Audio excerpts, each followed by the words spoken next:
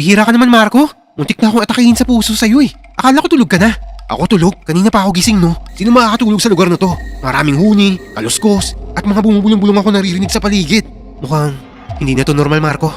Tingnan mo, may malaking kawali sila. Tapos may lamang tubig at pinapakuluan nila. Baka mamaya niyan, tayo pala yung isasalang nila dyan. Eh anong gagawin natin? Dinadala mo pa kasi ako rito eh. Eh bakit ka kasi sumama? Mukhang tama nga yung babala ng lalaki sa atin Wala talagang piyestang nagaganap dito. At wala nang nakakabalik pa ng buhay. Ayan, above pa more. Dahil dyan magiging hapunan talaga tayo ng mga taong yan. O kung aswang ba yung mga yan. Hindi naman tayo sigurado kung aswang ba talaga sila o ano. Baka naghahanda lang din sila ng mga lulutuin nila para bukas. Hindi pa ba halatang sa mga kinikilos nila? Walang luya at asin yung pagkain nila. Nasa liblib na lugar nakatira. Tapos ngayon, may pinakukulo ang tubig sa malaking kawali. Tapos wala naman silang kinatay na hayop. Ano yan? Naghihintay silang may mahulog na karne mula sa langit. Isipin mo nga tol. Mukhang may mali nga talaga sa lugar na to.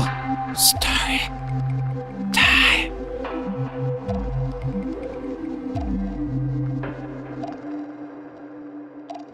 Ako si Greg, pero tawagin niyo na lang ako sa palayaw na Binsoy. Yan kasi ang madalas na tawag nila sa akin Ang kwentong ibabahagi ko nga pala ay nangyari noong nakarang taon lang. 27 years old na ako nito. Sariwa pa rin sa mga alaala ko ang mga nakakakilabot na nangyari sa amin sa isang sitio na napuntahan namin ng kaibigan kong si Marco. Pero bago ko simulan ang kwento ko, gusto ko lang ipalam na ang mga lugar, pangalan ng mga tao ay pinalitan ko sa mga hindi nila tunay na pangalan para na rin sa personal na proteksyon namin. Ganito kasi ang nangyari. May nakilala akong magandang babae sa Facebook. Tawagin natin siya sa pangalang Maria. Hindi naman siya ganun ka-famous sa Facebook. May mga ilang followers lang siya na nagko-comment madalas sa mga reels at mga post niya. Kadalasan, mga lalaking manyak. Eh paano ba naman? Halos lahat ng video ni Maria sa kanyang reels ay nakasuot lang siya ng damit na kulang na lang ay lumabas na yung kaluluwa niya. Tapos sinasabayan niya pa to ng malalaswang sayaw. Kaya marami talaga ang nagnanasa sa kanya. At inaamin ko, isa na ako dito. Bukod kasi sa maganda siya, ay may hubog din ng katawan niya. Kaya maaakit ka talaga. Kaya isang beses, nag-private message ako sa kanya. Siguro mga ilang buwan din ako nanonood lang muna at nagre-react sa mga reels at post niya bago ako nagtangkang mag-chat sa kanya. Hindi ko na mapigil Pero hindi rin naman ako maasa na re-replyan niya ako. Hanggang isang gabi, patulog na ako nito. Bigla siyang nag-video call sa akin. Hindi ko malaman ang gagawin ko nito. Yung mata kong papikit-pikit na sa sobrang antok ay biglang dumilat sa tuwa. Mga ilang segundo ko rin to bago to nasagot. Inayos ko muna yung mukha ko sa salamin at nang makontento na ako sa itsura ko ay dito ko lang to sinagot. Agad akong pinagpawisan ng bumungad sa akin ang maganda niyang mukha. Nakangiti na akong binati ng magandang gabi. Napansin ko kagad nito yung manipis niyang suot na damit pang tulog. Bumabaka tuloy yung ano niya. Basta, alam niyo na yun. Sabi niya sa akin ito, pasensya raw dahil ngayon lang siya nakapag-reply sa akin. Mabilis naman akong sumagot na ayos na at walang problema. Hindi talaga naaalis yung ngiti sa labi ko habang kausap ko siya. Nalaman ko rin sa kanya na isang bayan lang pala ang pagitan ng lugar namin. Nagbiro pa nga ako nito sa kanya Napupuntahan ko siya sa kanila kapag naging kami na. Alam kong corny yung mga banat ko pero yun lang talaga naiisip ko Para magbigay motibo na may balak akong ligawan siya. Tumawa lang siya sa akin ito. Ang sagot niya, bukas naman daw siya sa mga manliligaw. Basta raw yung kaya mag-effort at sundin yung mga gusto niya. Kahit hindi nga raw kagapuhan ng mayaman Basta sumusunod daw sa mga gusto niya. Ayos na raw sa kanya yon. Habang kausap ko siya, kung ano-ano ng pagpapantasyang pumapasok sa utak ko. Paano ba naman? Para kasing inaakit niya ako Ganito lagi ang naging sistema namin ni Maria tuwing gabi. Nakakausap ko siya, pero sobrang saglit lang. Ayon sa kanya, maaga raw siyang natutulog dahil nagagalit daw yung mga magulang niya tuwing nagbababad siya sa cellphone. Intindihan ko naman yon. Kaya bago ako matulog, ini-stalk ko muna yung Facebook niya. Kaya madalas, natutulog ako may ngiti sa mga labi. Isang araw, nasa tambayan ako nito sa tapat ng tindahan ni Aling Cosme. Dito ako madalas tumatambay tuwing hapon. May half court kasi dito at maraming naglalaro ng basketball. Umiinom lang ako nito ng soft drinks kasama si Marco. Nako, abotenga na naman ngiti ng kaibigan ko Sino naman kayang malas na babaeng kachat nito? Mukhang may mawawasak na namang pempem nito Sira, may ebab kasi ako nakilala sa Facebook. Dali, tignan mo to. Ganda Grabe gumiling pre. Siya si Maria. Nako, hindi ko niyan papatulan tol. Mukhang yayamanin yung mukha At tiyak na masela niyan sa pagpili ng lalaki. Doon ka na lang sa mga papatol sa atin. Yun anak ni Aling Bebang. Mukhang lalaki pero papatusin ko na yan. Paliguan mo lang ng konti, sok na yan. Itinuro niya sa akin ang anak ni Aling Bebang na papalapit na sa kinaroroonan namin. Bibili yata rin sa tindahan ni Aling Cosme. Mukhang matun siya. Sa braso pa lang kasi nito. Kapag tinamaan ka ng suntok niya, para ka na rin tinamaan ng shotgun. Tarantado, kupal ka ba? Kupal ka atay. Kung mangangarap ka na lang din dun sa mataas na. Mali, kung mangangarap ka na lang din naman, dun na lang sa kaya mong abutin. Basta ako, ayos na sa akin tong anak ni Aling Bebang. Hi Mercy, anong bibilin mo? Agad niyang itinuon kay Mercy na anak ni Aling Bebang yung atensyon niya. Nasa harap na kasi ito ng tindahan. Sinungitan lang niya si Marco at saka inambahan pa ng suntok. Pero dahil sa masyadong makulitong si Marco, ay itinulak siya ni Mercy. Dahilan para mapaatras siya. Ito naman masyadong brutal magmahal. Ba't mo naman ako tinulak? Ayaw mo ba sa akin? Pwes ayaw ko rin sa'yo. Pangit. Juicy ka pa? May mukha ka namang boksingero. Nang makita niya ang mukha ni Mercy na umuusok na sa galit, ay mabilis tong kumaripas ng takbo. Napatawa na lang ako ng malakas nito habang tinitignan ng reaksyon ni Mercy. Pero nang tumingin na to sa akin, ay agad naman din akong tumahimik at saka naglakad na rin palayo. Mahirap na at baka ako pa yung mapagbuntungan ng galit niya kay Marco. Nagmadali na lang ako umuwi para i-charge yung cellphone ko. Malulubat na kasi to eh. Kaya dapat bago kumagat ang dilim ay full charge na dapat to. Dahil tatawag na naman si Maria sa akin mamaya. Pangiti-ngiti ako naglalakad nito nang makasalubong ko si Lola Basyon. Sinitan niya ako. Sinabihan pa naman ako sa una lang tumasaya. At sa bandang huli raw, pagsisisihan ko tong pangiti-ngiti ko. Baliw na matanda to ah. Kung ano-ano sinasabi. Pabulong kong sabi habang nakatingin ako sa kanya. Kung hindi lang talaga siya matanda, ay baka nasagot ko na to eh. Lagi lang to sa kalsada na pakalat-kalat. Sabi nila, dati daw tong albularya. Nasiraan daw ng bayad ng iwan daw ng anak at asawa niya. Nilagpasan ko na lang siya at hindi na pinansin pa. Pero nakailang hakbang pa lang ako, ay nagsalita na siya ulit. Ang sabi niya, mag-ingat daw ako sa mga nakikilala ko sa mga social media. Baka hindi ko raw alam na may Facebook account na rin daw ang mga aswang ngayon. Weirdo, wala nang naniniwala sa ganyan. Ninitian ko siya ng matabang nito, tapos hindi na pinansin pa. Sa isip-isip ko, ay tama nga silang nabubuwang na tong matandang to. Sa modernong panahon ngayon, katulad niya na lang nabaliw ang mga naniniwala pa sa mga aswang. Pagkarating ko sa bahay, agad kong isinalpak yung charger sa cellphone ko at umiga sa malambot kong kama. Pero maya-maya lang, ay naririnig ko na naman yung malamasyinggan na bunganga ni Mama. Batugan, tamad, at parang pensyonado lang daw ako. Dahil aalis lang daw ako sa bahay pagkatapos kong kumain. At uuwi lang daw kapag gutom na. Tapos hihiga na lang at mag-aantay ng grasya. Ang sarap naman daw ng buhay ko. Dagdag pa nito, bakit daw hindi pa raw ako mag-asawa? Nang sa ganun ay mabawas-bawasan na raw yung pabigat dito sa bahay. Ang dami niyang sinabi sa akin ito, pero hindi ko to dinidibdib. Kasi totoo naman. Sa dinami-dami mong sinabi, Ma, nakalimutan mong sabihin sa akin na pogi ako. Pero hayaan niyo na, Ma. Malapit na ako mag-asawa. At ang pangalan niya ay Maria. Nakangiti ko tong sinabi sa kanya habang nilalambing siya. Ganun naman lagi si Mama eh. Magagalit pero mabilis ang tumahan. Kahit anong sabihin niya sa akin ng masasakit na salita, hindi mawawala yung respeto ko sa kanya. Mahal ko si Mama eh, kahit madalas niya akong sermonan. Kinagabihan nito, matagal ako naghintay. Pero hindi pa rin tumatawag sa akin si Maria.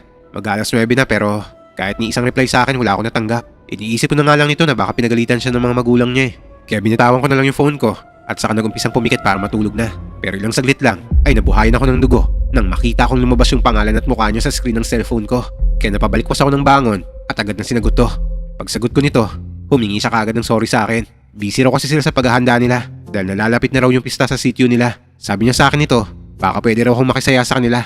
Gusto niya rin daw kasi ako makita sa personal. Medyo kinilig nga ako nito eh. Pero ang sabi ko, mas maganda sana ako maging girlfriend ko muna siya para mas lalo akong ganahang pumunta sa pista nila. Ang sagot naman niya, kapag pumunta raw ako, matik na raw nang sinasagot niya na ako. Nang mga oras na to, walang mapagsidlan talaga yung kiligatuwa ko. Pero ang sabi ko, dadalhin ko yung isang kaibigan ko para hindi ako mahiyang pumunta sa kanila. Ang sabi niya sa akin, mas maigi na magdala pa raw ako ng marami. Pero sabi ko sa kanya, ayos na sa akin yung isa lang para hindi masyadong sagabal. Dispiras daw kami pumunta para doon na matulog. Kaya kinabukasan ng hapon, nagkita kami ni Marco sa may tambayan at naglalaro siya nito ng basketball. Pero hinila ako siya palabas ng court. Ano ba? Kita mo naglalaro yung tao eh. Kupal ka talaga, Binsoy. Sandali lang, halika muna rito. Ano ba yan? Bilis! Naalala mo yung e-abab na kinuwento ko sa'yo? Yung gumigiling sa harap ng camera? Yung sexy na maganda? Bakit? Minasted ka no? Sinasabi ko na kasi sa'yo. Dapat kasi yung mga tipo ng anak lang ni Aling Bebang yung seryosohin mo. Tarantado, hindi. Iniimbitahan niya ako sa kanila. Pista raw. Weh, di nga. Ako, Binsoy. Baka scam yan. Baka kailangan mong maglabas ng pera dyan. Kung ako sa'yo, tigilan mo na yung pag-aambisyon mo sa mga babaeng hindi naman mapapasayo. Peperahan ka lang yan. Sira, wala nga akong pera eh. Paano niya ako mapeperahan? Kaya sinabi ko sa'yo to, para samahan mo akong pumunta sa kanila. Sira ulo ko talaga, Binsoy. Pupunta tayo sa kanila kahit hindi naman natin sigurado kung totoo yan. Baka mamaya scam yan eh. Uso pa naman sa Facebook yung ganyan. Hindi nga, nakakausap ko na to sa video call. Sayang to tol, grasya na to oh. Sabihin mo, disgrasya. Sa hinabahaba man ng diskusyon namin ni Marco, napapayag ko rin siya. Nang sabihin ko sa kanya na may kapatid na babae si Maria na maganda at single, biglang nagbago ang mood ni Mokong. O sige, anong oras tayo aalis bukas? Ayon, ang bilis ni Kuya. Siyempre, hindi pwedeng ikaw lang no? Kinabukasan nga, ay maaga kaming umalis ni Marco. Hindi ito alam ng mga magulang namin. Ang alam lang nila ay maghahanap kami ng trabahong dalawa.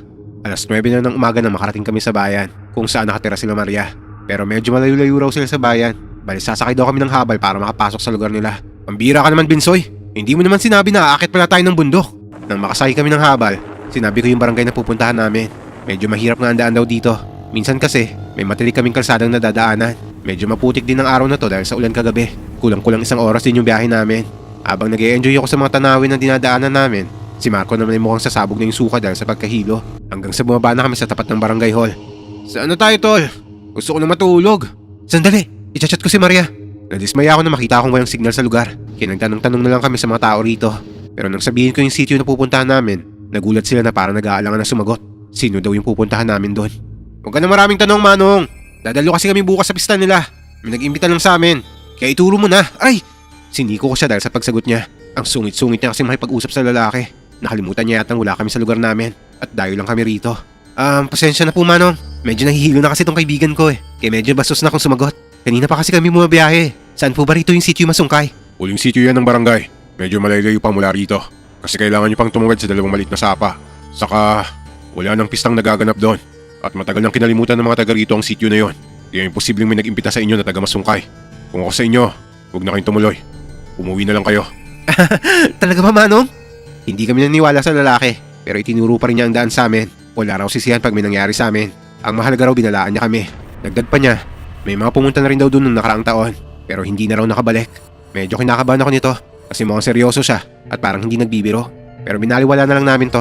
Dahil nandito na rin kami at kailangan naming makarating na sa sitio masungkay. Dahil sigurado ako na kanina pa kami hinihintay ni Maria. Tara na, Binsoy! Mauna na po kami, Manong. Salamat po. Ngumiti pa ako sa lalaki bago kami umalis. Taniman ng pala at makakapal na talahib yung mga nadadaanan namin ni Marco. Malit lang yung daan nito. Sakto lang sa iisang tao. Ilang minuto rin kami naglakad-lakad bago namin narating yung unang sapang sinasabi ng lalaki kanina. Wala bang buhaya rito, Binsoy? Baka sunggaban tayo bigla ha. Wala naman siguro. Tara na. Tama nga yung lalaki. Malit lang yung sapa. Kaya mabilis lang namin itong matatawid. Hanggang tuhod lang naman yung tubig kaya hindi kami nahirapan. Mga 20 minutes pa nang marating namin ng ikalawang sapa. Sa wakas, nakarating din. Itanong mo nga sa ebab mo kung saan banda yung bahay nila. Ang lawak ng damuhan dito eh. Wala pa rin signal eh. Visit naman to. Walang signal? Paano siya nakaka-online kung wala pa lang signal sa lugar na to? Malay mo may piso wifi sa kanila. Teka, huwag kang judgmental dyan. Tara na. Muli kami nagpatuloy ni Marco. Nang matawid na namin yung ikalawang sapa, sinundan lang namin yung maliit na daan. Bahala na kung saan kami dalhin nito.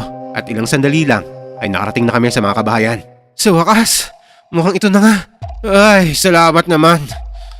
At kahit wala pa kami nakikitang tao, pumasok na kami sa bakuran ng mga bahay. Pero ilang hakbang pa lang kami ay sumalubong sa amin yung malansang amoy. Muntik pa kaming masukan ni Marco. Sigurado ka bang may pista magaganap dito bukas, tol? Tingnan mo nga, mukhang walang katao-tao rito. Tama si Marco, kanina pa rin ako walang makitang tao rito sa paligid. Pero sigurado naman ako na may tao sa loob nito. Baka nga lang tulog o hindi kaya abala sa loob ng bahay. Hindi ko na napigilan ng sarili ko nito. Kaya nagtawag na ako gamit ang malakas na boses ko. Tao po! Maria! Maria! Iba talaga ang kutob ko dito, tol. Mukhang maling lugar itong napuntahan natin. Nakakatakot yung ambience sa paligid eh. Hindi kaya mga aswang na nakatira rito? Masyadong tahimik yung paligid eh. Tapos malansa pa. Paano kaya kung bumalik na lang tayo? Sira, anong aswang? Ayun oh, may tao na oh. Hello po, kilala niyo po ba si Maria? May isang babaeng lumapit sa amin. Nasa tansya ko nasa 50 pataas yung edad nito. Ngumiti siya sa amin at niyaya kaming lumapit sa kanya. Ang sabi niya, hintayin lang daw namin si Maria. Bumaba pa raw ng bayan. Maya-maya lang raw ibabalik na yon. Kamusta kayo? Ako pala si Lusing. Tiyahin ako ni Maria. Halika kayo, tumuli muna kayo sa bahay. Agad ko nang hinila si Marco at saka sumunod kami sa tita ni Maria. Isang maliit na kubo yung pinasukan namin nito. Wala masyadong gamit sa loob. At ang isa pang napansin ko, wala silang salamin. Iniwan niya muna kami sa kawayang upuan. May gagawin pa raw siya. Hintayin na lang daw namin si Maria bumalik rito. Umuwi na lang kaya tayo, tol. Nakakatakot sa lugar na to eh. Hindi mo ba napapansin kung paano tumingin sa atin yung matandang yun? Tumigil ka nga, Marco. Para ka namang bata eh. Umiga ka na lang dyan sa papago. Di ba kanina ka pa nahihilo? Paano ko hihiga at matutulog dyan? Kung sa bawat paghinga ko malansang amoy na sisinghot ko. Tapos dagdagan pa ng katahimikan ng lugar na to. Nakakabingi. Iniikot ni Marco ang tingin niya sa bawat sulok ng bahay. Halata sa mata niya yung takot at kaba. Pero nang biglang bumalik yung matanda, may kasama na to. Yung kapatid ni Maria na babae. Pagkakita rito ni Marco, ay biglang nagbago ang mudang Mokong. Sino po siya? Ang ganda naman yan. Kapatid siya ni Maria. Siya na muna ang bahala sa inyo, habang wala pa ang kapatid niya. Umalis siya ulit at iniwan sa amin si Gloria na kapatid ni Maria. Morena tong babaeng to pero maganda. Masasabi ko rin may hubog yung katawan niya. Nagkwento siya tungkol sa lugar nila. Nagtanong din siya sa amin ng mga iilang bagay. Masarap naman to kausap. Hindi siya nahihiya. Para bang sanay na sanay siyang makipag-usap sa tao. Pero ang labis na natutuwa nito ay si Marco. Kanina lang takot na takot siya at sinasabi pang mga aswang daw ang mga nakatira rito. Pero tingnan mo naman ngayon, siya na yung nagbabangka sa usapan namin. Nagpakitang gila si Mokong. Siya raw yung pinakamagaling magbasketball sa lugar namin. Nang mag-dunk nga raw siya, ay bumunggo raw yung siko niya sa ring. Ganito niya binibida yung sarili niya kay Gloria. Talaga bang Marco? Huwag ka nga sabat ng sabat dyan, tol. Doon nga tayo sa labas mag-usap, Gloria. Hinawakan niya yung kamay ni Gloria at saka marahang hinila to palabas. Tapos inakbayan niya pa talaga. Ang bilis na ni Mokong pagdating sa babae. Alam mo, Gloria, kahit sino iharap mo sa akin sa larangan ng basketball sa lugar namin, uuwi lang silang luhaan. Dinig ko pang sinabi niya kay Gloria. Hinayaan ko na lang siya at saka sumandal na lang sa dingding ng bahay. Pero nang may marinig akong ingay sa kusina, ay tumayo ako para tignan to. Pagkarating ko rito, bumungad kaagad sa akin yung mga bituka sa lamesa na nilalangaw na. Tapos may mga kasama pang dugutong nakakalat sa lamesa. Dahil sa nakakasulasok na amoy nito, ay napatakbo ko sa labas sabay suka. Oh, ano problema tol? Bakit nagsusuka ka dyan? Buntis ka ba? Ang bilis naman. Sira ulo, may nakita kasi akong lamang loob dun sa kusina. Ang baho. Dito ay tumawa ng malakas si Gloria. Ang sabi niya, lamang loob daw yun ng kalabaw na kinatay nila kaninang madaling araw. Isa raw yun sa hayop na ihahanda nila bukas. Humingi siya ng pasensya dahil hindi raw ito nalinis ang tiwin niya. Hindi ko na malaya na marami na palang nakatingin sa amin ito. Napalakas yata yung ingay namin. Kaya nagsilabasan yung mga tao sa kanilang mga kubo. Hindi ko alam pero nung tinignan ko silang lahat, para silang mga kakaibang tao. Walang ekspresyon yung mga mukha nila. Nakatingin lang sila sa amin na para bang hindi kami welcome dito. Patay mali siya na lang ako iniwas yung mga titig ko. Tapos sinila na pabalik sa loob ng kubo si Marco. Binulungan ko siya tungkol sa mga nararamdaman ko sa mga taong to. Pero binaliwala niya lang ako. Tapos binalik niya ulit yung atensyon niya kay Gloria. Ang sabi niya, guni-guni ko lang daw yon. Kakanood ko daw ng mga horror na palabas. Hinayaan ko na lang siya dahil baka makahalata si Gloria. Siguro nga'y tama siya. Baka guni-guni ko lang to. Mag-aalas 12 na ng tanghali. Pero wala pa rin si Maria. Wala pa rin signal sa lugar nila. Kaya nagtanong na ako kay Gloria. Ayon sa kanya, may bahay daw sila sa kabilang barangay. At doon daw sila nagpapasignal. At si Maria daw ay doon talaga daw umuwi. Pero madalas tuwing umaga ay sa bahay raw siya ng tiyahin niya. Ah, kaya pala tuwing gabi lang kami nakakapag-usap. Anong oras kaya siya darating? Maya-maya raw darating yon. Baka may dinaanan lang daw. At ilang salit nga lang, ay may isang babaeng nakaitim na bestida mula sa malayo ang paparating. Tanaw ko siya sa bukas sa pintuan. Habang papalapit siya, ay mas nakikilala ko to. Maria? Umiti siya sa akin ito at tinanong niya kami kung kanina pa ba kami. Sagot ko sa kanya, hindi naman. Sa totoo lang, mas maganda siya sa personal. Ikaw ba si Maria? Kaya naman pala halos hindi natutulog tong kaibigan ko eh. Parang diwata ka naman pala sa personal eh. Nag-usap lang kami at nagkamustahan ni Maria. Pagkatapos nito, ay niyaya na kami ng tiyahin niya na mananghalian sa kabilang bahay. Habang papunta kami doon, pinagtitinginan kami ng mga tao. Tahimik lang sila habang sinusundan kami ng titik. Maria, bakit ganyan kung makatitig yung mga tao rito sa inyo? Ganyan talaga sila sa tuwing may mga dumarating na dayo. Hayaan mo na, hindi mo na rin naman sila makikita bukas eh. Ha? Bakit? Ang ibig ko sabihin, hindi mo na sila makikita bukas dahil uuwi na rin naman kayo, di ba? Oo, tama ka. Pero malay mo, magtagal pa kami. Napangiti lang siya nito sa akin. Pagkarating namin sa isang bahay, dumiretso kaagad kami sa pagkainan. Yung amoy ng bahay ng tiyahin ni Maria ay halos kapareho lang ng amoy nitong bahay na pinuntahan namin. Parehong malansa. Pagdating namin sa lamesa, nakahanda na yung pagkain dito. May dalawang lalaki pa kami nakitang nakaupo rito. Tapos may isang babae rin. Sila raw yung may-ari ng bahay. Mabait naman sila sa amin. Maayos naman nila kami pinatunguhan. Pero nang higupin ko yung sabaw ng tinolang manok nila, wala tong lasa. Ewan ko ba? Para kasing walang asin at luya inilagay dito. Parang pinakuluan lang nila. Kaya tinignan ko si Marco. Napansin niya rin yung nalasahan ko. Bakas kasi din sa mukha nito yung disappointment. Nang higupin niya na rin yung sabaw ng tinolang manok. Ba't walang lasa to? Ang tabang naman ng tinolang ang ibig sabihin ni Marco, walang kapantay ng lasa nito. Bihira lang kasi magluto yung nanay niya eh. Kaya minsan lang siya makatikim ng ganitong tinolang manok. Tinakpan ko yung bibig niya ng kamay ko para manahimik siya. Sobrang daldal kasi nito. Akala mo naman na sa kabilang kanto lang yung bahay nila pag naasar sa amin ng mga to. Kasi pag hindi nila nagustuhan yung tabas ng dila niya, tapos yung kinabuhi namin. Mukhang nag-gets naman kaagad ni Marco yung naging reaksyon ko. Kaya sinakyan niya na lang yung ginawa ko. Tama po yung sinabi ni Binsoy. Bihira lang taga ako nakakatikim nito eh. Kakaibang lasa nito. Pero masarap. Ang sabi ng babae, kumain lang daw kami ng marami. Marami raw silang hinandang pagkain para sa amin. Sinadyang lutuin daw talaga to para talaga sa aming mga bisita nila. Mas mabuti raw na busog kami bago sumapit ang gabi. Kaya kahit hindi namin maubos ni Marco yung nasa pinggan namin, pinilit pa rin namin maubos to. Dahil baka magduda na sila na hindi kami nasasarapan dito. Pagsapit ng gabi, bumalik na kami sa bahay ng tiyahin ni Maria. Hinatid kami ni Gloria at Maria sa isang maliit na kwarto. Dito raw kami matulog. Malinis naman yung kwartong to. May maliit na bintana na kung sumilip pa rito, nakikita mo yung matataas na talahiban. Kapansin-pansin din yung mga dingding na may mga bakas na kung ano. Patunay lang to na hindi kami yung kauna-unahang matutulog dito. Pagkatapos nila kaming ihatid, binigyan nila kami ng kumot at unan. Lumabas na rin naman silang dalawa kaagad. Maaga raw kaming matulog para maaga raw kami magising. Para maaga raw namin salubungin ng pagdiriwang ng pista. Wala ba silang disco? Sobrang weird naman ng lugar nila. Tapos yung tinolang manok nila. Bakit ganun? Walang lasa. Hindi ba sa kanila uso yung asin at luya? May kinukwento dati si Lolo sa amin na yung mga aswang daw takot sa asin at luya. Hindi kaya ano? Pambihira naman tol oh. Nagsisitayuan na yung mga balahibo ko rito eh. Hindi kaya wala silang pambili? Kaya walang lasa yung manok nila? Kupal ka talaga eh no? Akala ko kung ano na eh. Pero may narinig din ako dating kwento-kwento eh. Malalaman mo raw na aswang yung mga tao kung baliktad ka sa refleksyon ng mga mata nila. Nagkatinginan kami ni Marco nito hanggang sa bigla may kumalabog malapit sa bintana. Sabay kami napasigaw at napayakap sa isa't isa. Ano yun? Daga! Medyo malakas yung kalabog. Baka pusa. Pusa lang ba talaga? Nagsisituluan yung pawis naming dalawa habang magkayakap. Lalo na't sobrang tahimik na ng gabi.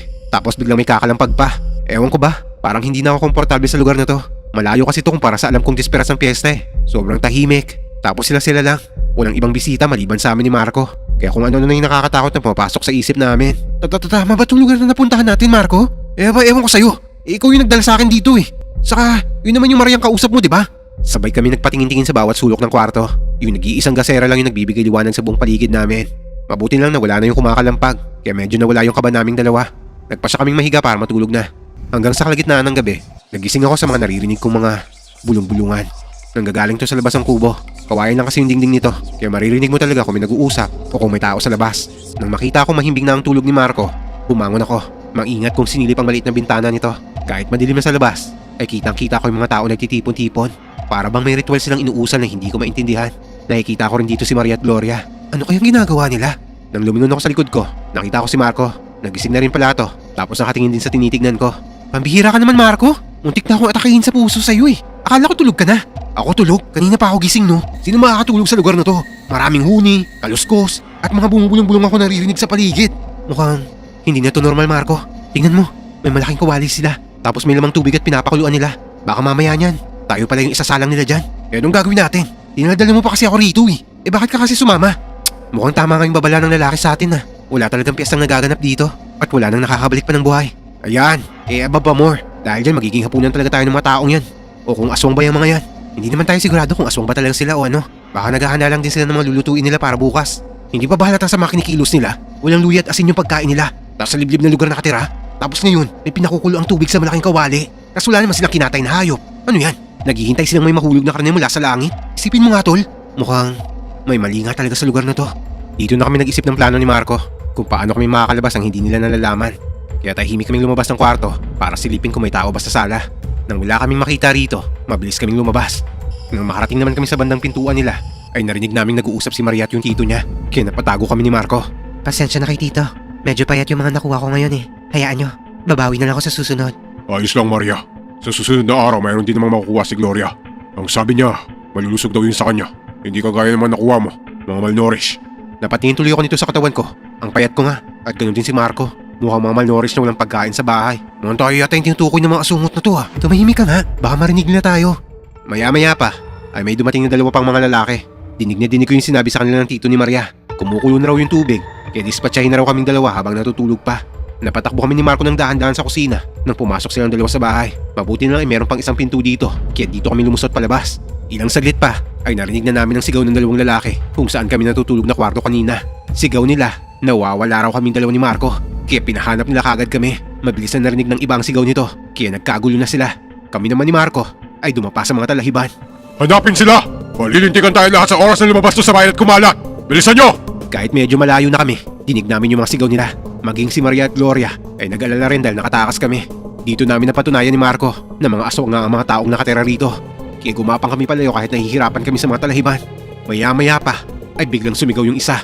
Nagulat kami nito dahil dito lang yung banda sa pwesto namin malapit. At dahil mukhang nakita niya na kami, ay mabilis kaming tumayo ni Marco. At saka mabilis na tumakbo. Bilis Marco! Bilis! Kitang-kita ko nang lumingon ako kung paano magpalit anyo sa mga aswang yung mga tao. Yung iba naging mabagsik na aso. Samantalang yung iba ay nanatili sa anyong tao na ang sagwa ng itsura. Maliliksi silang tumakbo. Pero dahil medyo malayo na rin kami ni Marco, ay hindi nila kami basta naaabutan. Sa katatakbo namin, ay nadapa si Marco. Tol! Tulong! Sigaw nito habang ang katawan ay nakadapa sa lupa. Napasulyap yung tingin ko sa hulihan niya. Nakikita ko rito yung mga aswang na animo yung isang palaka na mataas na tumatalon pahabol sa amin. Mabilis kong hinila yung kamay ni Marco at saka tinulungan siyang makatayo. Muli kaming tumakbo na mabilis. At nang makarating kami sa mamaisan, agad kami pumasok dito para magtago. Sa puntong to, ay nakikita ko ng ibang mga aswang na mabilis na lumalagpas sa amin. Tahimik lang kaming nakadapa nito ni Marco hanggang sa biglang may dalawang aswang na tumigil malapit sa amin. Nang bumalik sila sa anyong tao, agad namin silang nakilala. Lakasan mo ang pang-amoy mo, Gloria. Sigurado akong hindi pa sila nakakalayo. Lago tayong lahat kay Pinuno sa oras na makalabas ang dalawang yan sa kutan natin. Matalim ang mga tingin nilang dalawa sa paligid habang gumagala ang mga paningin nila sa bawat sulok ng lugar. Napapalunok naman kami ng laway ni Marco nito dahil sa sobrang takot na makita sila. Halos pigil hininga kaming dalawa sa pwesto namin dahil kaunting ingay lang namin ay siguradong katapusan na namin ni Marco. Kaya kahit nangangati na kami sa dahon ng mais na nakayakap sa mga katawan namin, ay tiniis pa rin namin to. Huwag lang makagawa ng kahit kaunting ingay. Pero sa hindi inaasahang pangyayari, biglang may dumaang malaking daga sa katawan naming dalawa. Kung minamalas ka nga naman no. Bulong ko sa sarili ko nito. Nang tignan ko nga si Marco, ay gabutil na ng mais yung pawis niya sa noo at tinitiis lang niya ang sarili niya na huwag sumigaw. Dahil ang daga ay dahan-dahan nang tumutuloy sa katawan niya. Nang gumapang papunta sa mukha niya to, ay dito na umalingaw ang sigaw ni Marco. Kaya mabilis akong tumayo para hilahin siya palayo. Tara na! Takbo! Agad ko namang nakita ang pagkaripas ng dalawang babaeng aswang para sundan kami. Si Marco ay sigaw ng sigaw pa rin habang tumatakbo. Sinuyod namin ang malawak na maisan kahit hindi namin alam kung saan kami lulusot. Nang mapalingon kami ulit ay kitang-kita ko kung paano magsisayawan ng mga puno ng mais. May tumatalon pang mga aswang at tumatakbo ng mabilis para habulin kami. Walang ginawa si Marco kundi ang sumigaw ng sumigaw. Tumahimik ka nga! Kaya tayo hindi nilulubay ng mga aswang eh! Ang ingay-ingay mo! Maya-maya pa ay biglang tumahimik ang paligid. Hindi na namin maramdaman ang pagsunod nila sa amin. Kaya binagala na rin namin ni Marco ang pagtakbo. Mukhang wala na sila, tol. Huwag kang makampante. Baka sumusunod pa rin sila na hindi lang natin napapansin. Tara na, takbo lang tayo ng takbo. Sa pagkakataon na to, ay mabagal lang ang takbo naming dalawa. Pero ilang saglit lang, ay may nararamdaman ulit kaming ingay. Pero dito na yun banda sa direksyon kung saan kami papunta. Kaya napatigil kami at saka pinakiramdaman ng paligid. Napahawak tuloy si Marco sa braso ko. Bitawan mo nga ako, para ka namang bakla eh. Ang mga boses ay palapit ng palapit sa amin. Tila isang grupo to na papunta sa amin. Hanggang sa bumungad sa amin ang mga lalaking armado. Aswang! Sandali! Mukhang hindi sila to. Mabuti na lang nahawakan ko kaagad yung damit ni Marco bago pa man siya tumakbo pabalik. Agad ko namang nakilala ng mga tao ang may hawak ng mga flashlight na to. Hindi sila bababa sa 10. May mga dala silang itak, sibat, pamalo at kung ano pang mga dala nilang sandata. Agad na lumapit ang isa sa amin. Dito ko na nakilala na siya yung lalaking kaninang pinagtanungan namin doon sa sitio. Nang mapagtanto naming ligtas na kami, ay napaupo na lang kaming dalawa ni Marco sa lupa. Dito na kami nakahinga ng maluwag. Hindi ba tama ako? Delikado ang lugar na napuntahan nyo. Mabutit nakalis kayo at nakarating dito. Pero huwag kayong maglala. Ligtas na kayo. Hindi na sila makakasunod dito. Mga aswang bang mga taong yon? Utal-utal na sabi ni Marco habang naluluha.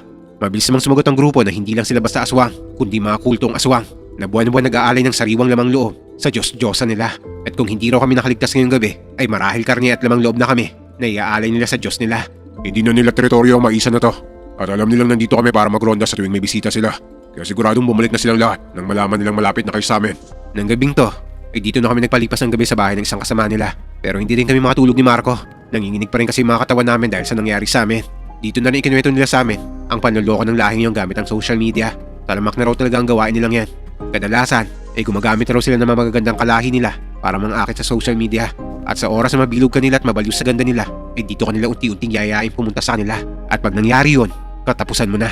Dahil magiging biktima ka na nila na hindi mo namamalayan. Ganun na raw ka-high-tech ang mga aswang ngayon. Gumagamit na rin sila ng social media para makapambiktima. Ito kasing si Marco napakahilig sa babae. Ba't ako? Baka ikaw? Sino bang baliw na baliw dyan sa Maria na yan? O bakit? Nabaliw rin naman dun sa Gloria na yun ah. Kahit na ano, ikaw pa rin yung dahilan kung bakit nakarating tayo sa lugar na to. Huwag na kayo magtalo pa. Magpasalamat na lang kayo dahil hindi kayo naging alay sa gabing to. Maging aral na lang sa inyo to na hindi lahat na nakikilala natin sa social media ay mga totoong tao. At hindi ibig sabihin kung maganda at sexy na isasama na kayo.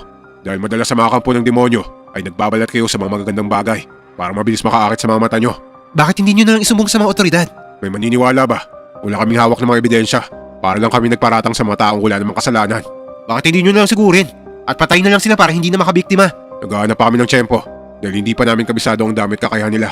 Baka mauwi lang sa walang gagawin namin at marami sa amin ang maiwan ng mga pamilya nila. Kaya mabuti na itong ganito. Pag teritoryo nila, teritoryo nila. At pag teritoryo namin, teritoryo namin. O siya, matulog na kayo para mapagpahinga na kayo. Bukas na bukas ay ihahatid namin kayo sa bayan. Simula ng mga araw na to, ay hindi na kami basta-basta nagtitiwala ni Marco sa mga nakikilala namin sa social media. Sinubukan ko pang hanapin yung account ni Maria pero hindi na to available. Kaya minsan tuloy sa tuwing makakakita ako ng sexy na sumasayaw sa mga reels, ay ini-scroll ko na lang kaagad. Feeling ko kasi, aswang na lahat ng mga magagandang babaeng sumasayaw sa social media. Nagkaroon na ako ng phobia sa mga gumigiling na dumadaan sa page ko. Pero ang mahalaga dito ay natuto kami ni Marco na hindi lahat ng makikilala mo ay mapagkakatiwalaan mo. Dahil hindi lang naman ang mga aswang ang pwedeng mambiktima sa'yo, kundi totoong tao na gusto kang gawa ng masama. Kaya binahagi ko to ay para maging aware din kayo sa lahat na makikilala nyo sa social media na huwag basta-basta papayag na sumama sa taong hindi nyo pa nakikilala ng lubusan. Kaya sana nakatulong tong binahagi kong kwento sa inyo.